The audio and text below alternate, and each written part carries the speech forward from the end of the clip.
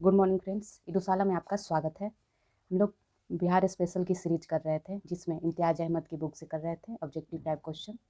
और इससे पहले भी इसका एक वीडियो आ चुका है, आप जाके प्लेलिस्ट में देख सकते हैं। आज का टॉपिक है वहाबी आंदोलन। तो चलिए शुरुआत करते हैं।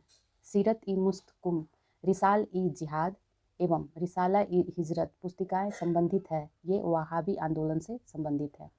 सीरत ई मुस्तकुम पुस्तिका के लेखक मौलवी मोहम्मद इस्माइल तथा मौलवी हैं।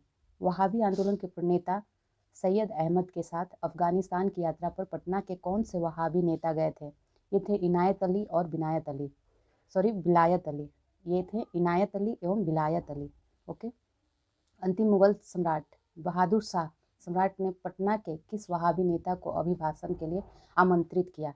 ये हैं विलायत अली। विलायत अली के अभिभाषणों से बहादुर शाह काफ़ी प्रभावित हुआ और अपनी सहमति दी। नेक्स्ट, पटना के किस वहाबी नेता को स्वात के शासक सैयद अकबर शाह ने स्वागत किया? ये थे इनायत अली एवं विलायत अली। बिहार में स्वतंत्रता संग्राम में किस आंदोलन का महत्वपूर्ण स्थान है? वहाबी आंदोलन का। भारत में वहाबी आंदोलन आरंभ किया सैयद अहमद शहीद ने। सैयद अहमद उत्तर प्रदेश के थे। इनका जन्म 1786 में हुआ था। वहाबी आंदोलन का उद्देश्य था, ये सभी उद्देश्य थे, सामाजिक तथा धार्मिक सुधार, मुस्लिमों पर पड़ने वाले पाश्चात्य प्रभावों का विरोध, भारत में ब्रिटिश सत्ता की समाप्ति। वहाबी आंदोलन का मुख्य केंद्र था पटना। भारत में वहाबी आंदोलन के प्रवर्तक सैयद अहमद पटना कब आए थे? ये 1821 में आए थे। सैयद अहमद रायबरेली के थे। 1830 के दशक में पटना केंद्र था वहाबी विद्रोह का। वहाबी आंदोलन का लगभग 46 वर्षों तक पटना मुख्य केंद्र रहा। 1822 से 68 रहा ये वर्ष। पटना में वहाबी आंदोलन के मुख्य नेता थे विलायत अली एवं इनायत अली। विलायत अली सर्वाधिक महत्वपूर्ण नेता थे।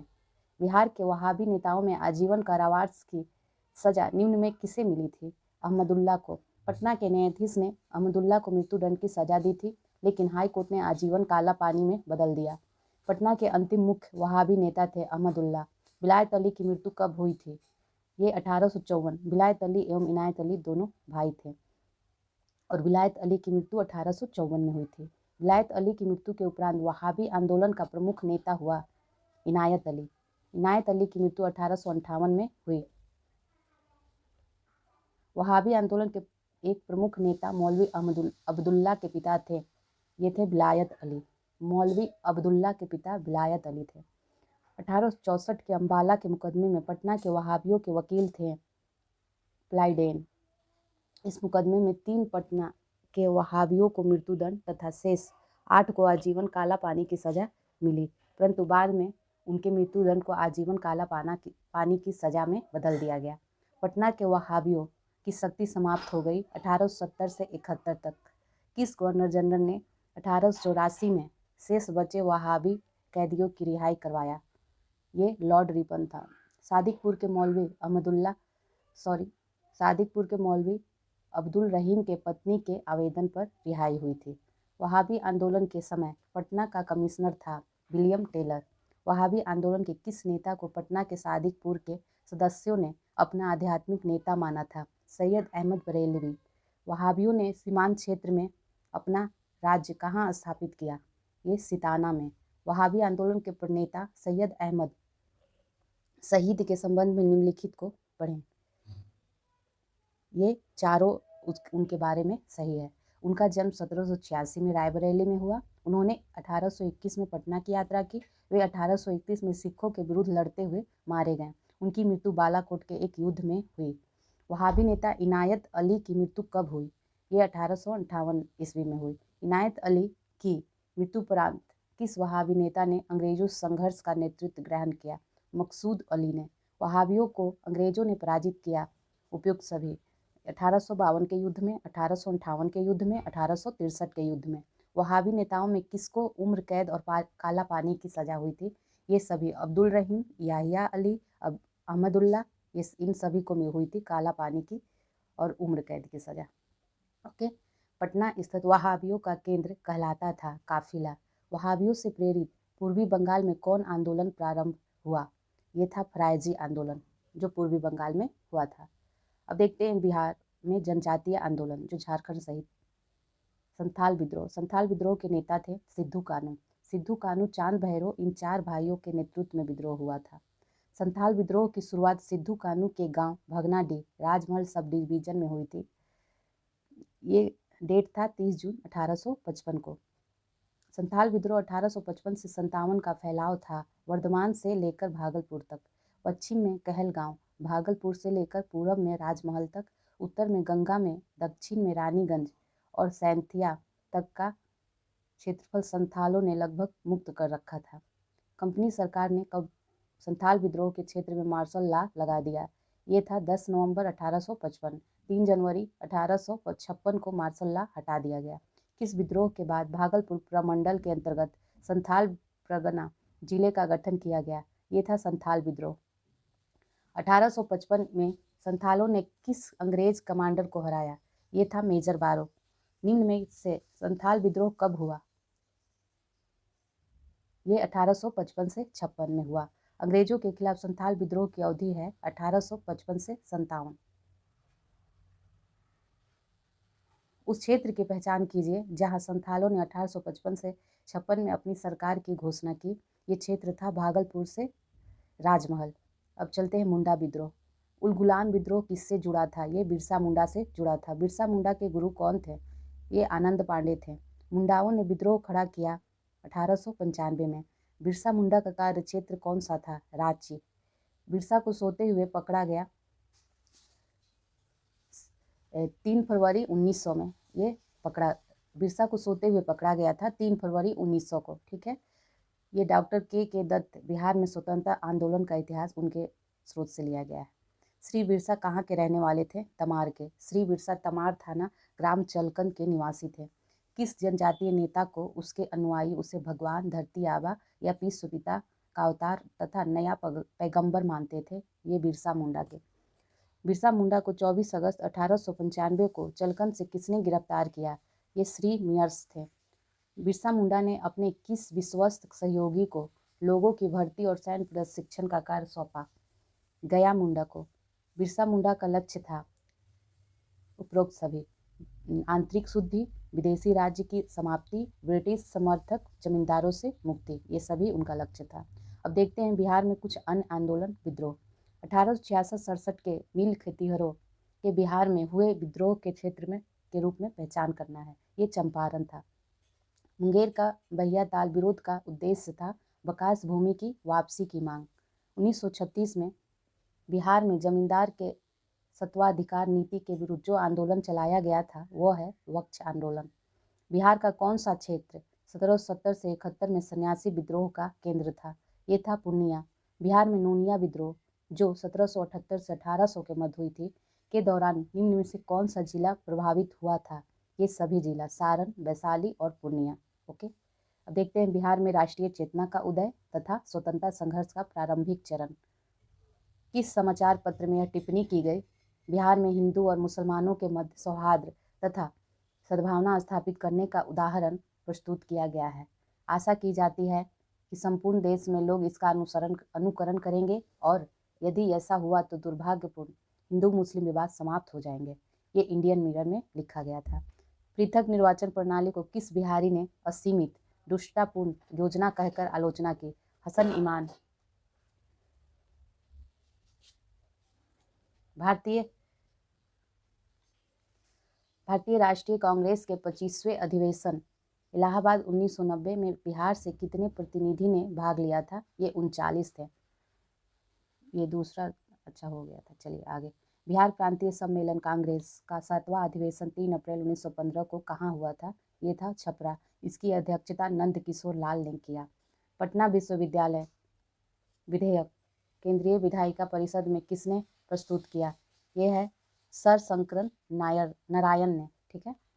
पटना विश्वविद्यालय विधेयक पर विरोध प्रकट करने के लिए बिहार प्रांतीय सम्मेलन का एक विशेष अधिवेशन कहाँ बुलाया गया? ये था बांकीपुर। इस विधेयक के प्रतिक्रियावादी स्वरूप पर विरोध प्रकट किया गया। होम रूल कार्यकर्ता बाल मुकुंद वाजपेयी ने किस पुस्तिका की रचना की थी? ये पुस्तिका का नाम था स्वराज कथा। ओके। किसके प्रयत्नों से बिहार प्रांतीय कांग्रेस का दूसरा अधिवेशन हुआ? ये श्री दीप नारायण सिंह के प्रयत्न से हुआ था।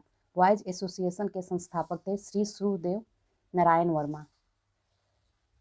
बॉयज एसोसिएशन की स्थापना दरभंगा में हुई थी। दरभंगा के राज मैदान की एक सभा में 3 मार्च 1809 को बॉयज एसोसिएशन की स्थापना हुई, जिसकी अध्यक्षता अशफाक खान ने की, जो एक बैरिस्टर थे। यह संगठन इस इलाके में राष्ट्रीय जागरण में महत्वपूर्ण भूमिका निभाई। बिहार स्टूडेंट कॉन्फ्रेंस की स्थापना 1906 में हुई थी।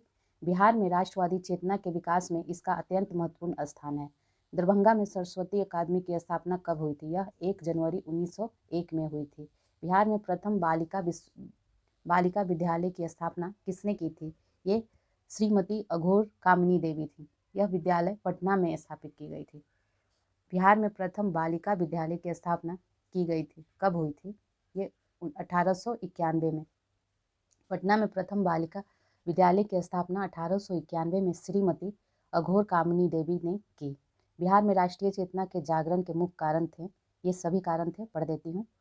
ब्रिटिश विरोधी संघर्षों की पृष्ठभूमि, ब्रिटिश शासन की नीतियों के प्रति असंतोष, पाश्चात्य शिक्षा का प्रभाव, बंगाल में संगठित राष्ट्रीय संगठन। बिहार के प्रतिनिधि सर्वप्रथम किस वर्ष भारतीय राष्ट्रीय कांग्रेस के सम्मेलन में भाग लिया था? 1887 में। बिहार के किस बड़े जमींदार ने भारतीय राष्ट्रीय कांग्रेस की आर्थिक सहयोग प्रदान किया? यह महाराजा दरभंगा। 1908 में बिहार प्रादेशिक सम्मेलन में पृथक बिहार प्रांत के गठन का प्रस्ताव किसने रखा था? ये फखरुद्दीन थे। पटना कॉलेज की स्थापना हुई 1863 में। बिहार में सदर अंजुमन ए हिंद नामक संस्था के संस्थापक थे मुंशी प्यारेलाल। यह संस्था तिलक या दहेज प्रथा की समाप्ति के लिए बनाई गई थी। दरभंगा में बंग भंग आंदोलन के दौरान राखी बंधन दिवस मनाया गया। ये 16 अक्टूबर 1905 को। बिहार छात्र परिषद का गठन किया राजेंद्र प्रसाद ने। बिहार प्रांतीय सम्मेलन का प्रथम अधिवेशन 1908 में कहाँ हुआ था? यह पटना में हुआ था। बिहार प्रांतीय सम्मेलन के प्रथम अधिवेशन के अध्यक्ष सर अली इमाम थे। बाबू दीप नारायण सिंह के प्रयत्नों से बिहार प्रांतीय सम्मेलन का दूसरा अधिवेशन कहाँ हुआ था? ये भागलपुर में हुआ था। यह अधिवेशन 9 से 10 अप्रैल 1909 को हुआ था। इसकी अध्यक्षता श्री सच्चिदानंद सिन्हा ने की थी। बिहार टाइम्स नामक पत्र का प्रकाशन कब प्रारंभ हुआ? ये 1894 में हुआ था। बिहार टाइम्स पत्र ने बिहार को एक अलग प्रांत गठन में महत्वपूर्ण भूमिका निभाई। महेश नारायण प्रथम संपादक थे बिहार टाइम्स के। बिहार टाइम्स पत्र का प्रकाशन 1894 में श्री सच्चिदानंद सिन्हा, महेश नारायण तथा कृष्ण सहाय ने किया और महेश नारायण को इसका संपादक बनाया गया। बिहार टाइम्स का नाम बदलकर बिहारी रखा गया था 1906 में। बिहार में प्रांतीय कांग्रेस कमेटी के प्रथम अध्यक्ष कौन थे? नवाब सरफराज हुसैन खान। सोनपुर मेला के अवसर पर 1908 में नवाब सरफराज हुसैन खान की अध्यक्षता में एक सभा हुई, जिसमें बिहार प्रांतीय कांग्रेस कमेटी का गठन हुआ। बिहार हेराल्ड के संपादक थे गुरु प्रसाद सेन। बिहार छात्र सम्मेलन हुआ, ये पटना में हुआ। यह सम्मेलन 1906 में पटना कॉलेज में हुआ, जिसका सभापति सरफुद्दीन ने की थी। भारतीय राष्ट्रीय कांग्रेस का 1912 में अधिवेशन कहाँ हुआ था? ये बांकीपुर पटना में हुआ था। यह भारतीय राष्ट्रीय कांग्रेस का 27वां अधिवेशन था। भारतीय राष्ट्रीय कांग्रेस के 1912 के बांकीपुर अधिवेशन की अध्यक्षता की थी R.N. मधोलकर ने। श्री मजहरुल हक इसके स्वागतकारिणी समिति के अध्यक्ष थे। सच्चिदानंद सिन्हा सचिव थे। भारत से कांग्रेस का एक प्रतिनिधि मंडल 1914 में इंग्लैंड भेजे गए, जिसमें शामिल 2 बिहारी नेता थे। ये थे मजहरुल हक एवं सच्चिदानंद सिन्हा। पटना विश्वविद्यालय की स्थापना कब हुई? यह 1917 में हुई। बिहार प्रदेश कांग्रेस कमेटी का गठन किस वर्ष हुआ? यह 1908 में हुआ। बिहार में सबसे पहले स्थापित विश्वविद्यालय का नाम बताइए। ये है पटना विश्वविद्यालय। पटना विश्वविद्यालय 1917 में, मगध विश्वविद्यालय 1962 में, बाबा साहेब आम्बेडकर विश्वविद्यालय 1951 तथा वीर कुंवर सिंह विश्वविद्यालय 1992 में स्थापित किया गया। बिहार में कब होम रूल लीग स्थापित किया गया? ये 16 दिसंबर 1916 को।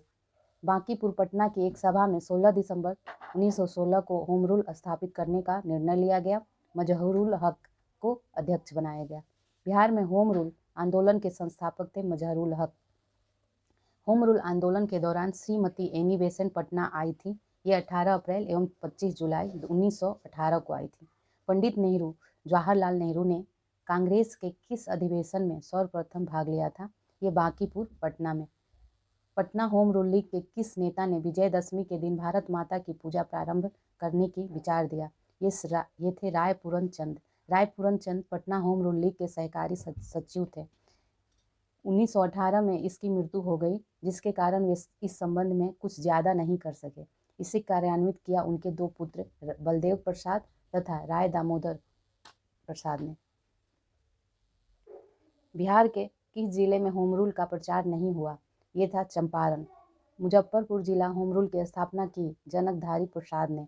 बिहार में गौ हत्या रोकने के लिए गोरक्षिणी सभाओं की स्थापना किस वर्ष हुई? ये 1893 में हुई। बिहार बंगाल से अलग हुआ 1912 में। बिहार में उड़ीसा भी सम्मिलित था। गौ रक्षा के मुद्दे पर बिहार के शाहाबाद, गया, पटना जिलों में भयानक हिंदू मुस्लिम दंगे हुए, ये 1917 में। बिहार में अलग प्रांत के लिए आंदोलन, जिसके परिणाम स्वरूप वर्ष 1911 में बिहार एवं उड़ीसा के नए प्रांत का निर्माण हुआ, का नेतृत्व सच्चिदानंद सिन्हा ने किया। ब्रिटिश शासन के दौरान बिहार को एक अलग प्रांत का दर्जा किस वर्ष प्राप्त हुआ? ये 1912 में। 1911 तक बिहार निम्नलिखित में से किसके अंतर्गत आता था? ये बंगाल महाप्रांत के अंतर्गत आता था। कांग्रेस की अखंडता में वृद्धि करने के लिए 1912 में बांकीपुर बिहार की सभा में डेलीगेट शुल्क घटाकर कितना किया गया? ये था 5 रुपये से 1 रुपया। 12 दिसंबर 1911 को किस ब्रिटिश राजा ने बंगाल से पृथक कर बिहार उड़ीसा भी सम्मिलित प्रांत की गठन की घोषणा की? जॉर्ज पंचम। 12 दिसंबर 1911 को किस ब्रिटिश राजा ने बंगाल से पृथक कर बिहार उड़ीसा भी सम्मिलित प्रांत की गठन की घोषणा की? ये थे जॉर्ज पंचम। भारत में सबसे पहले कहाँ छात्र सम्मेलन या संगठन हुआ? ये था बिहार। कलकत्ता उच्च न्यायालय में न्यायाधीश नियुक्त होने वाले प्रथम बिहारी थे फखरुद्दीन। इनकी नियुक्ति 1907 में हुई थी। बिहार प्रांत का विधिवत उद्घाटन, जिसकी राजधानी पटना बनी, कब हुआ था? 1 अप्रैल 1912। भारतीय राष्ट्रीय कांग्रेस का 27वां अधिवेशन किस स्थान पर हुआ? ये था बांकीपुर। तो चलिए आगे फिर